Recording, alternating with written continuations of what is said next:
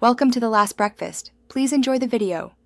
You'll begin by powering the tablet and unlocking it so you can work. Press and hold the power button for about 3 to 5 seconds until the logo appears. Once done, follow the on-screen steps to choose Wi-Fi and sign in.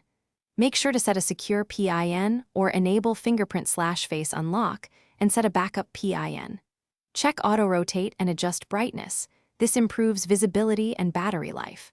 After that, familiarize yourself with the home screen layout and basic gestures. Next, you'll configure accounts and install the apps you need. Sign into your primary account, Apple ID, Google account, or the tablet maker to sync contacts, calendar, and purchases.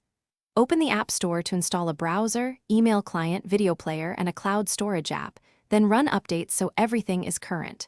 Check available storage and remove large unused files or apps. If supported, insert a micro SD card. Finally, enable automatic cloud backup so your data stays safe and now you'll learn smooth daily use and what to do if issues arise.